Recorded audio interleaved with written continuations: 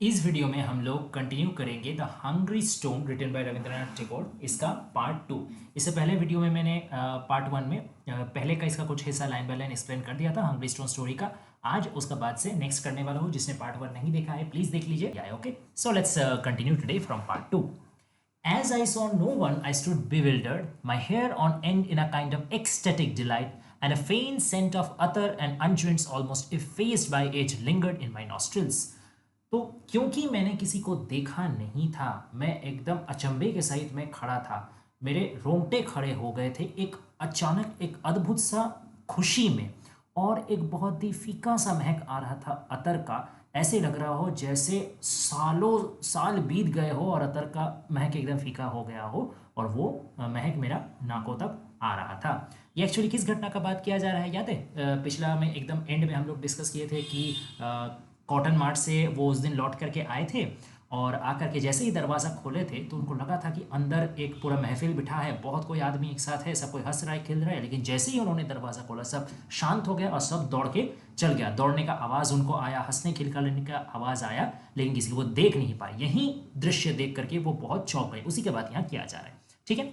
Standing in the darkness of that vast desolate hall between the rows of those ancient pillars, I could hear the gargle of fountains splashing on the marble floor, a strange tune on the guitar, the jingle of ornaments and the tinkle of anklets, the clang of bells tolling the hours, the distant note of nahabat, the din of the crystal pendants of chandeliers shaken by the breeze, the song of bulbuls from the cages in the corridors, the cackle of storks in the gardens, all creating round me a strange unearthly music.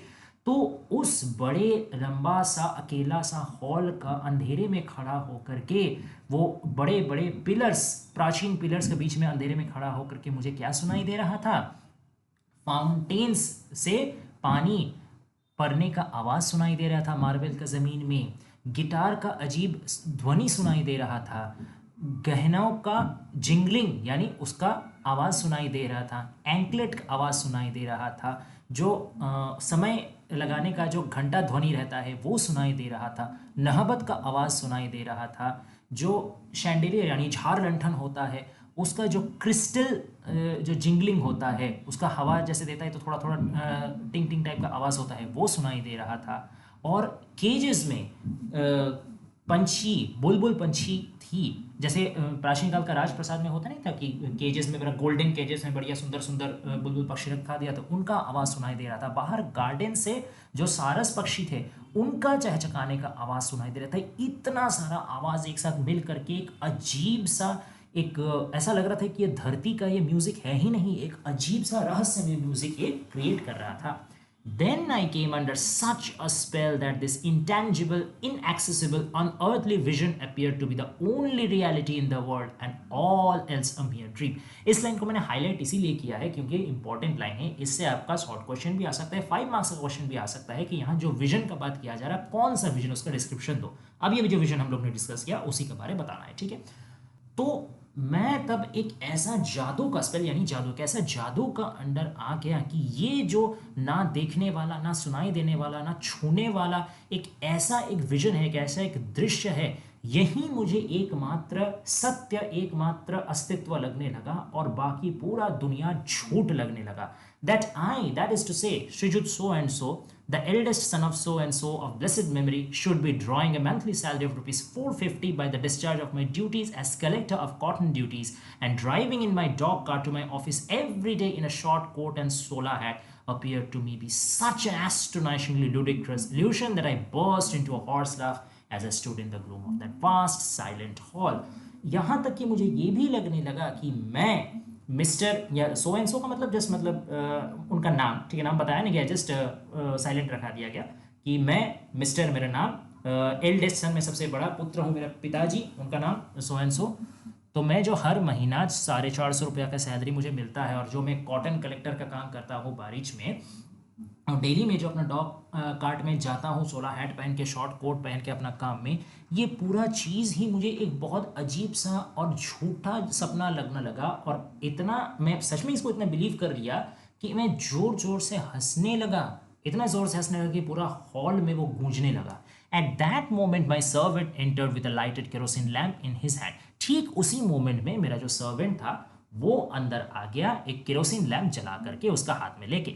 I do not know whether he thought me mad, but it came back to me at once that I was in very deep Srijut so and so, son of so and so of blessed memory, and that while our poets, great and small, alone could say whether inside or outside the earth there was a region where unseen fountains perpetually played and fairy guitars struck by invisible fingers sent forth an eternal harmony. This, at any rate, was certain that I collected duties at the cotton market at Barich and earned thereby rupees 450 per mensem as my salary. तो जैसे ही मुझे पता नहीं कि मेरा वो नौकर जब अंदर आया उसने मुझे पागल समझा कि नहीं, लेकिन संगे संग मुझे ये दिमाग में हिट किया कि नहीं, मैं सच में, मेरा नाम यही है, मैं अपने पिताजी का ही सबसे बड़ा पुत्र हूँ और मैं ही बारिश का कॉटन मार्केट में कॉटन कलेक्टर हूँ और उस डेली में जाता हूँ और 450 रुपये का सैलरी में लाता हूँ. ये सच में रियलिटी है, ये ड्रीम नहीं है. लेकिन ठीक मतलब क्या हुआ, वो अब तक एक घोर के एक ड्रीम के अंदर थे.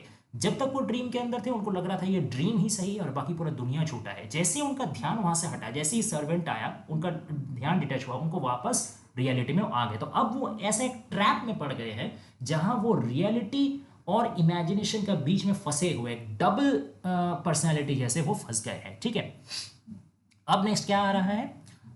I laughed in great glee at my curious illusion as I sat over the newspaper at my camp table lighted by the kerosene lamp. अब मैंने अपना ये जो बहुत अनोखा सा अजीब सा इल्यूशन है जिसको मैंने रियलिटी समझ लिया था थोड़ा देर पहले, उसको याद करके मैं फिर से एक बार हंसा और मेरे न्यूज़पेपर लेके आया था सर्वेंट, उसको मैं जो केरोसिन लैम्प जला के उसको मैं आराम से बैठ के कैंप टेबल में पढ़ता रहा.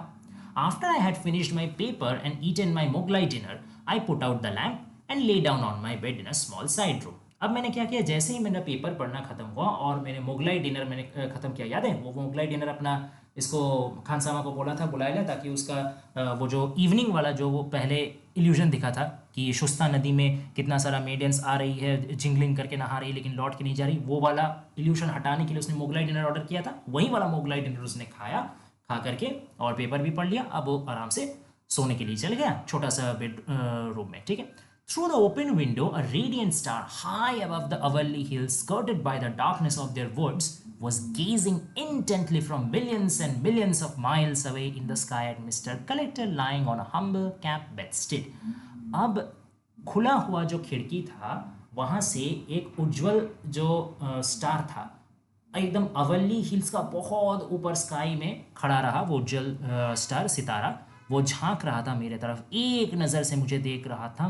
लाखों करोड़ों मीलों दूर बैठ करके वो देख रहा था एक नॉर्मल सा साधारण सा कलेक्टर साहब को जो अपने नॉर्मल सा साधारण सा खटिया में सोए हुए हैं. आई wandered and felt amused at the idea and do not know when I fail asleep और हाउ लॉन्ग आई स्लिप्ट. मैं काफ़ी इस बात को कि एक तारा सितारा मुझे देख रहा है तो इस चीज़ को लेके मैं काफ़ी अम्यूज हो गया सोचते सोचते, और मुझे पता नहीं चला कि कब मैं ये सोचते सोचते सो गया हूँ या कितना देर मैं सो रहा था. But I suddenly awoke with a start, but अचानक से मैं एक झटके से उठ गया. Though I heard no sound and saw no intruder, हालांकि मैंने किसी कोई आवाज़ भी नहीं सुना और कोई व्यक्ति को घुसते हुए भी नहीं. इंट्रूडर मतलब जो बिना परमिशन का अंदर घुसता हो, किसी को घुसते हुए मैंने नहीं देखा. Only the steady bright star on the hill top had set and the dim light of the new moon was stealthily entering the room through the open window as if ashamed of its intrusion.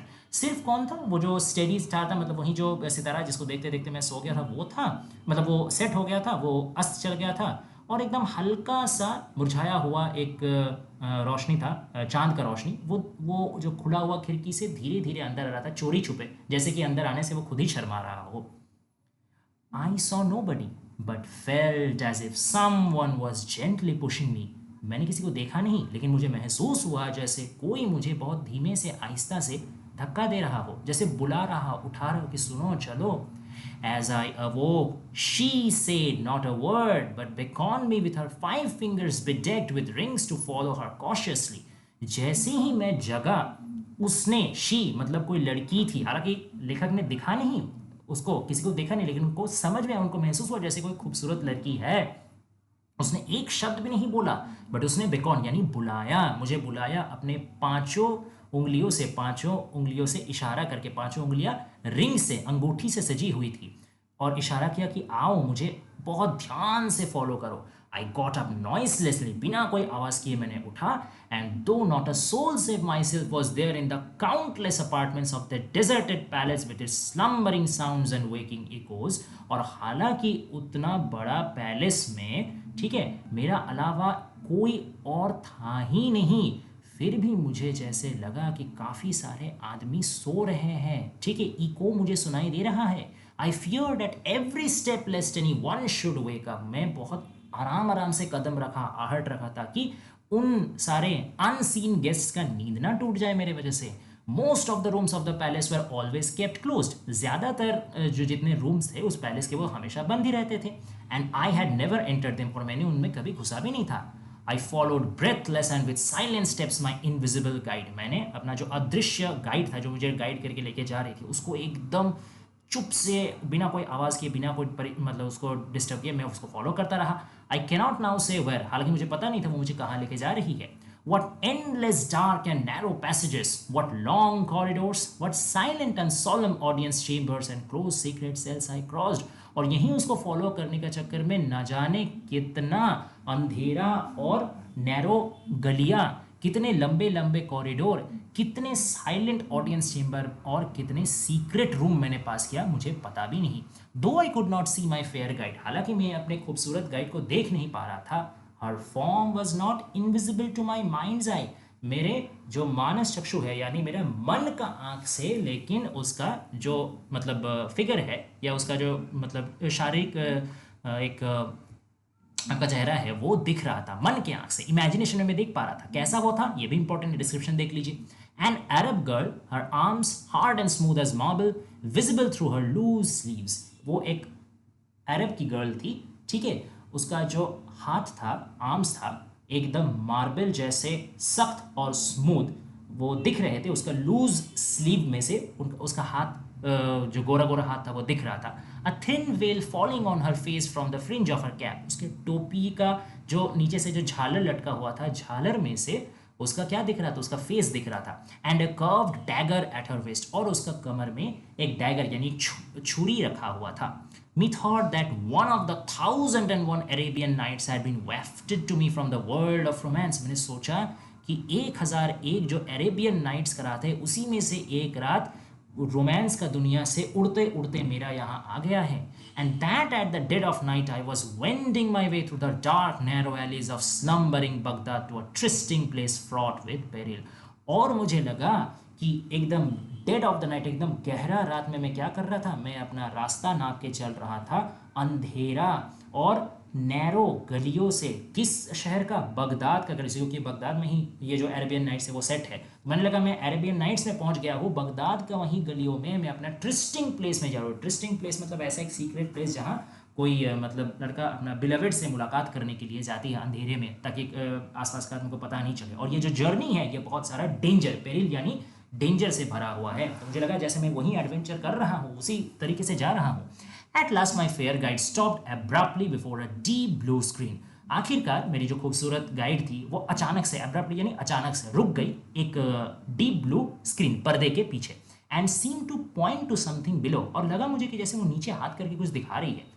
There was nothing there, मुझे तो कुछ दिखा नहीं। But a sudden dread froze the blood in my heart. लेकिन अचानक से एक डर, मेरा जो हार्ट में जितना खून था उसको सुखा दिया, इतना डर लगा मुझे। Methought I saw there on the floor at the foot of the screen a terrible negro eunuch dressed in rich brocade, sitting and dozing with outstretched legs with a naked sword on his lap। मुझे लगा जैसे मैंने देखा कि उस floor में जहाँ पे वो हाथ देके इशारा कर रही थी, एक बहुत भयानक दिखने वाला Negro यूनक, यूनक in the sense transgender, यानी जो मेल जिसके सेक्सुअल पावर्स नहीं रहता, ठीक है, इंपॉर्टेंट मेल, तो उसको एक बहुत ही शक्तिशाली तगड़ा निग्रो यूनक वैसा था, एकदम रिच ब्रोकेड यानी बहुत ही सिल्क विल्क का काम किया हुआ भारी कपड़ा पहन के वो एकदम ड्रेस था, और वो बैठा था, सो रहा था, ठीक है, आउटस्ट्रेच लेग, उसका पैर दोनों तरफ पसारे हुए थे, और उस पे एक तलवार रखा हुआ था, जैसे कि वो गार्ड दे रहा है कोई जगह को,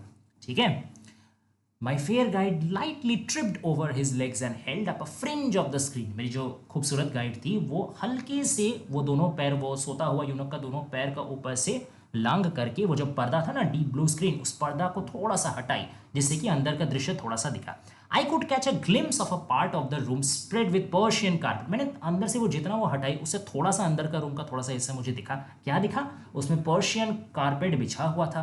someone was sitting inside on a bed. कोई अंदर एक बिस्तर में बैठी हुई थी। आई कुडंट सी हर, हालांकि मैं उसे देख तो नहीं पा रहा था, but only caught a glimpse of two exquisite feet in gold embroidered slippers. But मुझे बस दोनों बहुत ही खूबसूरत, एक्सक्विजिट मीन्स वेरी ब्यूटीफुल, बहुत खूबसूरत पैर दिखे, गोल्ड से एम्ब्रॉयडरी किया हुआ चप्पल जो पैर में लगे हुए थे, hanging out from loose saffron coloured pyjamas and placed idly on the orange coloured velvet carpet.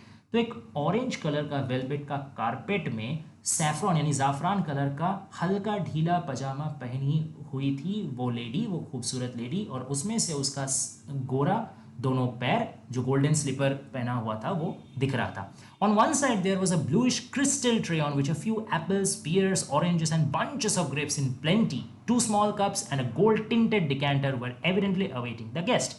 और एक साइड में क्या था, एक ब्लू कलर का क्रिस्टल ट्रे था और उस ट्रे में ढेर सारा चीज़ था। अगर कुछ सेब थे, ठीक है, कुछ नाशपातियाँ थी, कुछ ऑरेंजेस थे, ढेर सारा अंगूर था और 2 छोटे छोटे कप थे और एक गोल्ड का काम किया हुआ डिकेंटर था। डिकेंटर यानी जिस कप में बड़ा एक सुंदर सा कप, रॉयल दिखने वाला कप जिसमें वाइन ढाला जाता है, तो वो रखा हुआ था। लग ही रहा था जैसे कोई गेस्ट का वेट किया जा रहा है। ये गेस्ट कौन है? एक्चुअली ये गेस्ट वो व्यक्ति खुद है जो उठ करके मतलब फॉलो करके उस फेयर गाइड को फॉलो करके ये सब इल्यूशन जो देख रहा है वही वो गेस्ट है, उसी के लिए जैसे ये पूरा इंतजार किया गया है।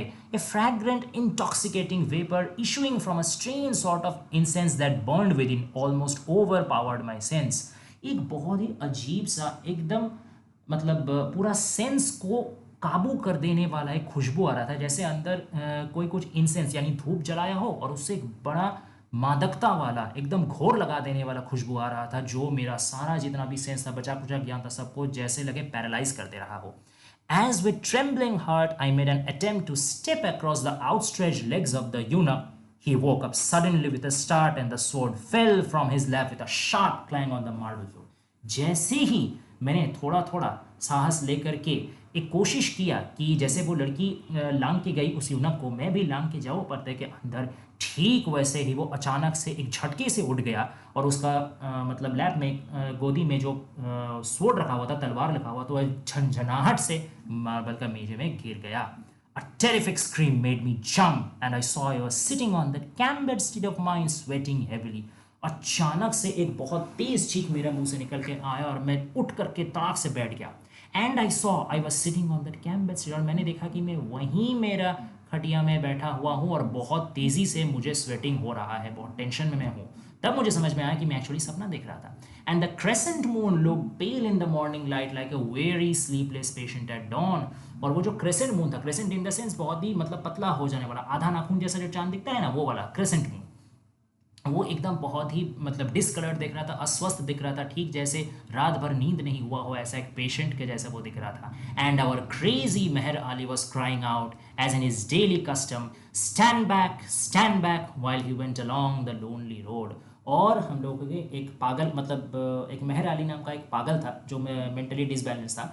हर दिन उसका यही रूटीन था कि हर दिन सुबह वो इस पैलेस का बाहर से जाता था और ज़ोर ज़ोर से चिल्लाता था कि दूर हटो दूर हटो, ये उसका डेली रूटीन था, वो वैसे जा रहा था।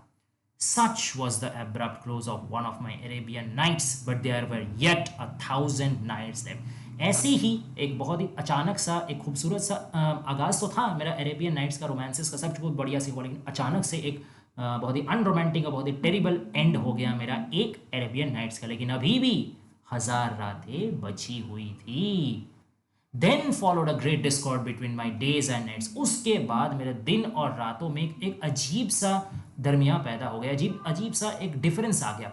During the day I would go to my work worn and tired, cursing the bewitching night and her empty dreams. जब दिन का टाइम में मैं बहुत ही टायर्ड थका हारा काम में जाता, जाहिर सा बात है रात भर तो सोना हुआ नहीं, ये सब टेंशन में नींद चल गया, और मैं अभिशाप देता था कि बेकार का ये जो पूरा मेरा नाइट है, एकदम स्लीप नहीं होता, नींद नहीं आता, खाली उल्टा सीधा ड्रीम देके कट जाता है, उसको एकदम गाली देते थे मैं चाहता था लेकिन जैसे ही रात आती थी, but as night came my daily life with its bonds and shackles of work would appear a petty false ludicrous vanity. लेकिन जैसे ही रात आता था मुझे लगता था कि दिन भर में ये जो काम कर रहा हूँ, जा रहा हूँ, आ रहा हूँ, ये दुनिया सब बेकार, झूठ है, फरेब है।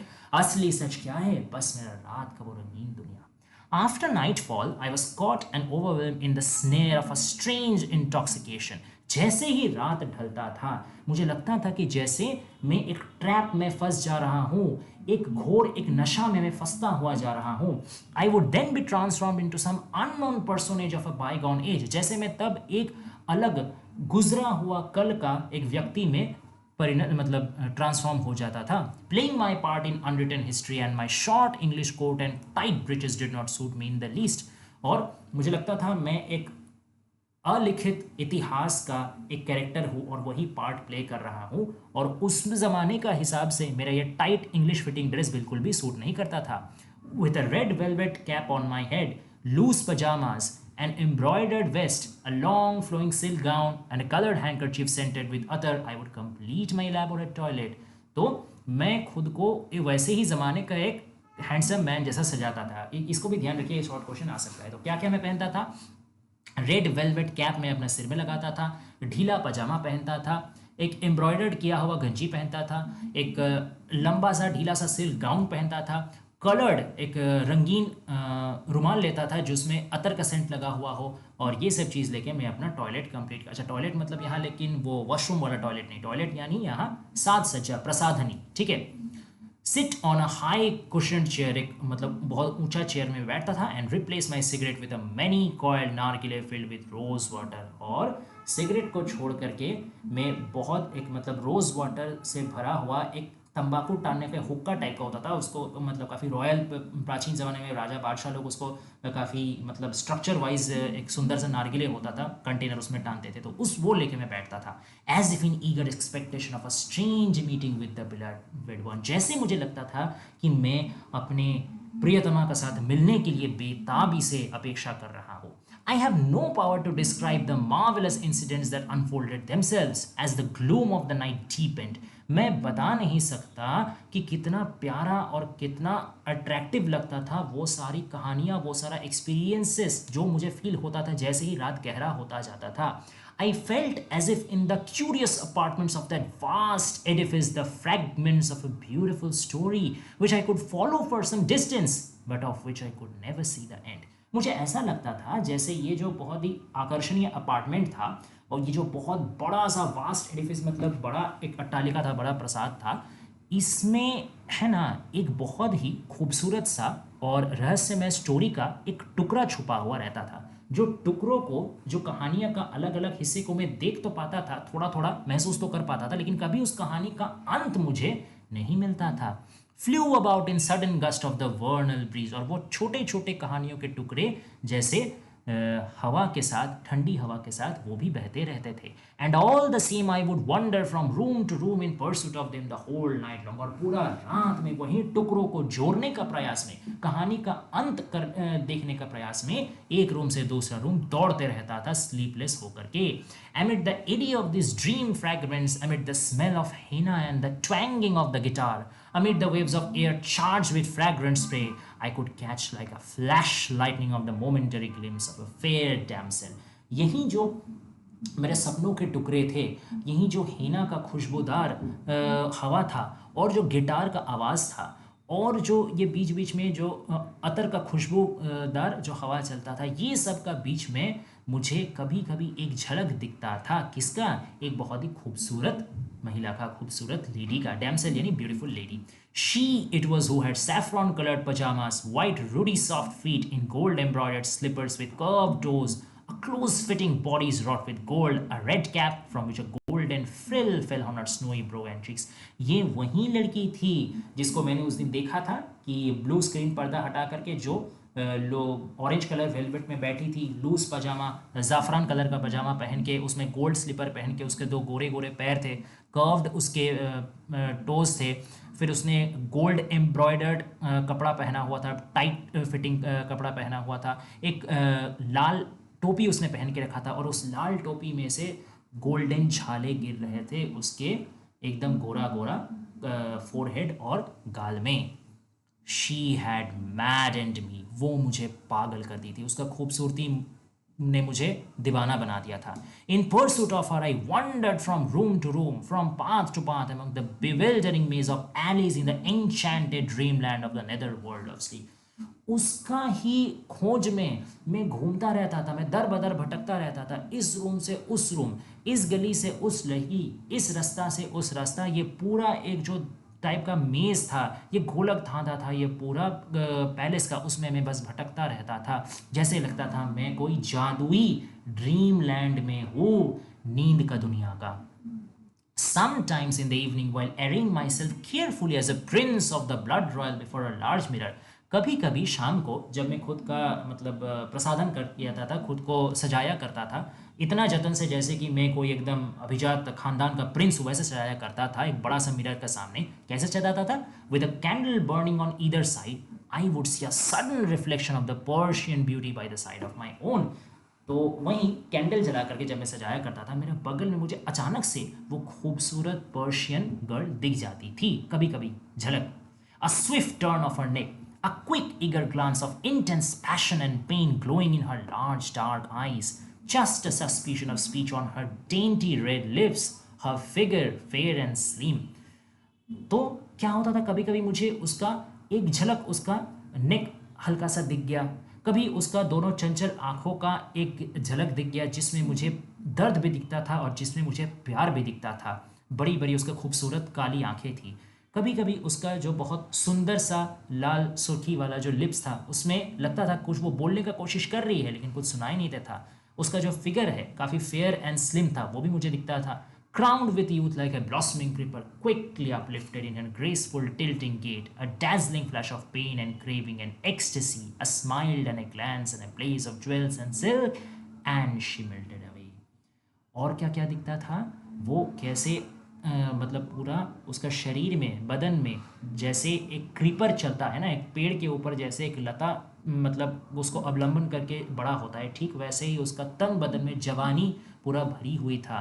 वो उसको देख करके लगता था जैसे उसमें दर्द भी है, उसमें पैशन भी है, उसमें प्यार भी है, उसमें सिडक्शन भी है, उसमें सब कुछ है, उसमें खुशी भी है। और ज्वेलरी उसमें खनकता था, सिल्क उसमें दिखता था, कपड़े उसमें दिखते थे। और ऐसा ही एक झलक में वो चली भी जाती थी, गायब भी हो जाती थी। A wild gust of wind laden with all the fragrance of hills and woods would put out my light. एक बहुत ही वाइल्ड विंड आता था, ठीक है, अचानक से एकदम का हवा आता था, पूरा पहाड़ियों का और झाड़ियों का, जंगलों का खुशबू लेकर के, और मेरा वो कैंडल बुता के जाता था। I would fling aside my dress and lie down on my bed. मैं तब मेरा ड्रेस वे सारा छोड़ छाड़ के इधर फेंक करके मैं सो जाता था मेरा बेड में। My eyes close and my body thrilling with delight. मेरा आंखें बंद करके मैं सो जाता था, मेरा पूरा शरीर खुशी से झूम उठता था। And there around me in the breeze amid all the perfume of the woods and hills floated through the silent gloom many a caress and many a kiss and many a tender touch of hands and gentle murmurs in my ears and fragrant breath on my brow। और उसी दम का हवा के साथ जैसे खुशबू आता था, जंगलों का खुशबू आता था, पहाड़ियों का खुशबू आता था, वहीं में खुशबुओं के बीच में ही क्या काफ़ी कुछ चीज़ तैरते रहता था। जैसे मुझे लगता था कोई आकर के मुझे छू रहा है, मुझे प्यार कर रहा है, मुझे चूम रहा है, अपना नरम हाथों से कोई मुझे टच कर रहा है, मेरे कान में आके प्यार से कोई बोल रहा है, मेरा फोरहेड के ऊपर कोई अपना तपता हुआ गर्म ब्रेथ डाल रहा है, और एक बहुत ही परफ्यूम दिया हुआ प्यारा सा खूबसूरत सा रुमाल मेरा चीक्स में, मेरे गाल में कोई बुला के जा रहा है, ऐसा मुझे लगता था। और then slowly a mysterious serpent would twist her stupefying coils about me, and heaving a heavy sigh, I would lapse into insensibility and then into a profound slumber। तब क्या होता था, धीरे धीरे एक मिस्टीरियस, एक रहस्यमय सांप, एक नागिन जैसे लगता था, उसका शरीर में मुझे जकड़ रहा है, और ऐसे जकड़ रहा है जैसे मेरा पूरा सेंस खराब हो जा रहा, रियलिटी से मेरा कनेक्शन टूट जा रहा, मुझे वो पूरा घोर, पूरा नशे में कर दे रहा, और एक बहुत भारी सांस लेने के बाद मैं अज्ञान हो जाता था, इनसेंसिबल हो जाता था, और फिर एक बहुत गहरा नींद में मैं चल जाता था। One evening I decided to go out on my horse, एक शाम को मैंने डिसाइड किया कि अब आज तो ये सब कुछ मैं अपने साथ होने नहीं दूंगा, मैं अपना हॉर्स में चढ़ूंगा और जाऊंगा बाहर। I do not know who implored me to stay, मुझे पता नहीं कौन मुझे घर में रहने के लिए बोल रहा था, but I would listen to no entities that day, but मैंने मन बना लिया था उस दिन मैं किसी का एक ना सुनूंगा। My English hat and coat were resting on a rack, and I was about to take them down when a sudden whirlwind, crested with the sands of the Shusta and the dead leaves of the Avalli hills, caught them up and whirled them round and round. अचानक से जैसे ही मैं अपना English coat और hat निकालने वाला था कि मैं बाहर हॉर्स राइड में जाऊंगा, तभी एक वर्ल्ड विंड, एक बवंडर, एक तूफान आया। अचानक कहीं को सब कुछ शांत था, अचानक से एक तूफान आया और उस तूफान में क्या मिला हुआ था? शुस्ता नदी का बालू मिला हुआ था और अवल्ली हिल्स का सूखा मरा पत्ता मिला हुआ था। वो बवंडर आया और मेरा ड्रेस को उड़ा करके लेके गया, दूर फेंक दिया। While a loud peal of merry laughter rose higher and higher, skirting all the chords of mirth till it died away in the land of sunset. और उसी के साथ काफ़ी सारा प्यारी आवाज़ों का खिलखिला के हंसने का आवाज़ आया और धीरे धीरे वो वर्ल्ड विंड के साथ, वो बवंडर के साथ वो आवाज़ें भी मिला गया। I could not go out for my ride and the next day I gave up my queer English coat and hat for good. तो मैं उस दिन मेरा राइड में जाना हुआ नहीं और अगला दिन मेरा जो वो अजीब सा दिखने वाला इंग्लिश कोट और हैट था वो मैंने हमेशा के लिए छोड़ दिया। मैं समझ गया कि मैं अगर इस चंगुल से, ये जो नशा मुझे धीरे धीरे ग्रस्त कर रहा है, ये जो रात का एक जो माया मुझे धीरे धीरे पकड़ रहा है ना, मैं अगर इससे निकलने का कितना भी कोशिश करूँ ये मुझे निकलने देगा नहीं, मैं अब इसमें फंस गया हूँ। तो आज इस वीडियो में यहीं तक रखते हैं। अब बाकी का जो स्टोरी है उसको फिर से नेक्स्ट पार्ट में हम लोग कवर करेंगे। आशा करते हैं आपको आज का वीडियो पसंद आया होगा।